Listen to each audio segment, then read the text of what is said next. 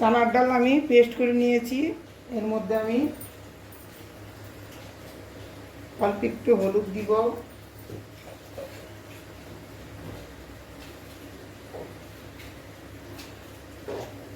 অল্প একটু লবণ দিব,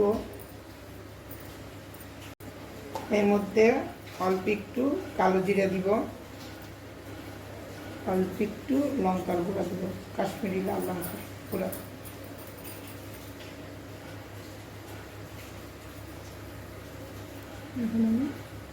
এখন আমি চামচটা দিয়ে সুন্দর করে ব্যাটার বানিয়ে নেব। হলুদটা একটু কম হয়েছে, হলুদ আর একটু আমি দিয়ে দেবো।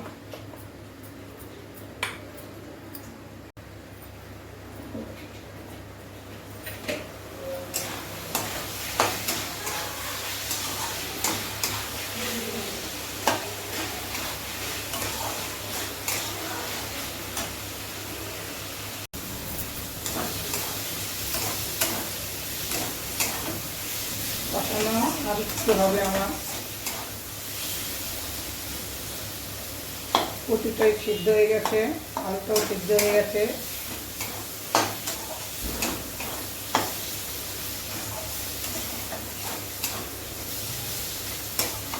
এখন আমি এর মধ্যে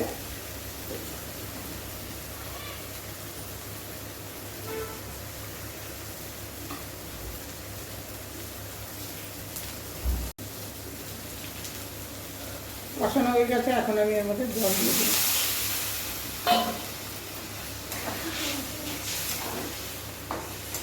আর একটু দিয়ে দিই।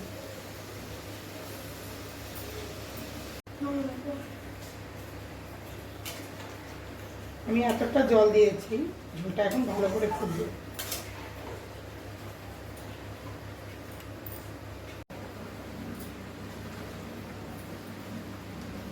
গরম মশলা দিয়ে দিলাম, ঝোলটা ফুটুক। এদিকে আমি ছোট কড়াই বসে রেখেছি, কড়াই গরম হয়ে গেছে, এখন আমি সাদা তেল দিয়ে দিব।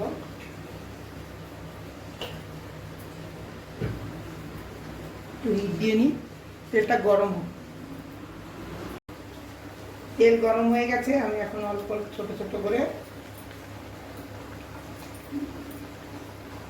পকোড়া বানাই নিই।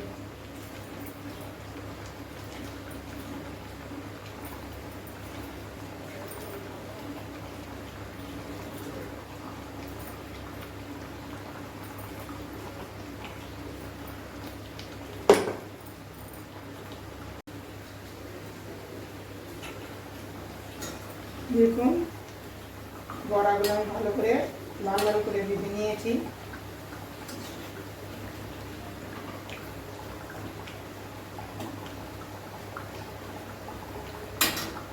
ঝোলটাও আমার হওয়ার দিকে, এখন আমি এর মধ্যে ডালের বড়ি করছি, ডালের বড়াগুলা দিয়ে দিব।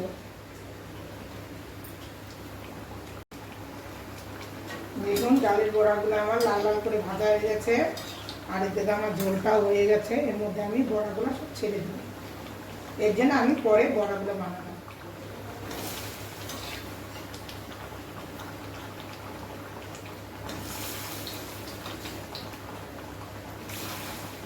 আর আমি বড়া দিব না, আর একটু ফুটবে।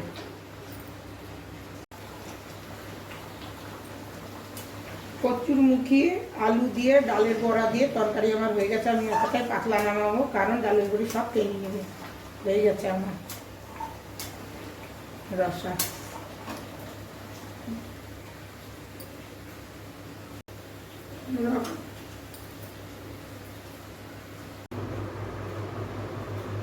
আমার ভিডিওটা পছন্দ হলে লাইক, শেয়ার, সাবস্ক্রাইব করবেন।